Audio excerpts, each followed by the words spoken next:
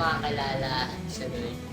Wala nung seryoso talaga ako na hanapin talaga yun dito. Kasi ever since bata pa ako, active na talaga kami sa mga church. Part of the job ay music ministry. Siguro nakita ko to as a purpose ng buhay ko, na magpagamit palagi sa Lord. Yung eternity pa rin naman, yung pagkatapos mo pa naman dito, yung talagang magiging better kesa sa buhay mo lang dito. Ang live verse ko is John 3:30. He must become great for us. Message ko sa kanila, payo ko lang habang bata pa sila.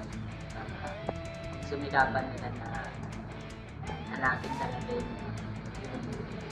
Lord. Yung nila, hanapin nila yung passion nila, hanapin nila yung sagot sa tanong na bakit. Ano yung purpose natin? Iniimbitahan ko kayo sa Sunday service. Tuwing Sunday, 8:30 ang umaga sa JSP Bagat, sa Sky. Ay, ba't iniimbitahan natin? Ulit.